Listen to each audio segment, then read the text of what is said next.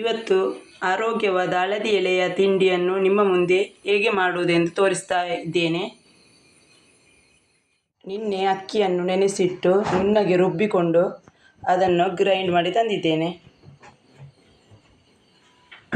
ಬೆಲ್ಲ ಮತ್ತು ತೆಂಗಿನಕಾಯಿ ಮತ್ತು ಎಳ್ಳನ್ನು ಅದಕ್ಕೆ ಮಿಕ್ಸ್ ಮಾಡ್ತಾ ಇದ್ದೇನೆ. ಇದು ಆರೋಗ್ಯಕ್ಕೆ ತುಂಬ ಒಳ್ಳೆಯದು.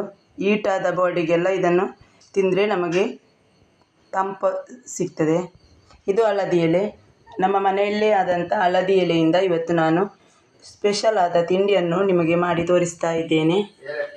ಈ ಹಿಟ್ಟಿಗೆ ಸ್ವಲ್ಪ ಟೇಸ್ಟಿಗೆ ಉಪ್ಪನ್ನು ಕೂಡ ಸೇರಿಸಬೇಕು. ಗ್ರೈಂಡ್ ಮಾಡುವಾಗ ಎಲೆಯನ್ನು ಮೊದಲಿನ ದಿವಸ ಚೆನ್ನಾಗಿ ತೊಳೆದಿಟ್ಟು ಅದರ ನೀರನ್ನೆಲ್ಲ ತೆಗೆದು ಈ ರೀತಿ ಹಿಟ್ಟನ್ನು ಎಲೆಯಲ್ಲಿ ಅಂಟಿಸ್ತಾ ಹೋಗಬೇಕು ನಾವು.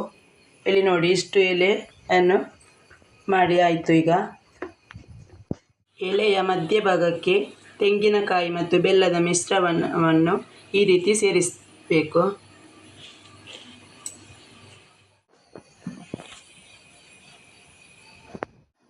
ಈ ರೀತಿ ಮಧ್ಯಭಾಗದಿಂದ ಮಡಿಸ್ತಾ ಇದ್ದೇನೆ.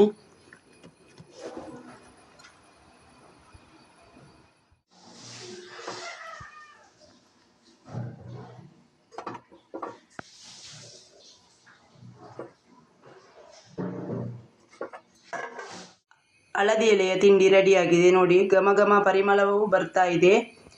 ಹಳದಿ ಅಲ್ಲದೆ ಅರಸಿನ ಎಲೆ ಕೂಡ ಹೇಳ್ತಾರೆ, ಅಲ್ಲದ್ರೆ ತುಳುವಿನಲ್ಲಿ ಮಂಜಲ್ ದೆರತಡ್ಡಿ ಅಂದೆಲ್ಲ ಪನ್ಪೇರು.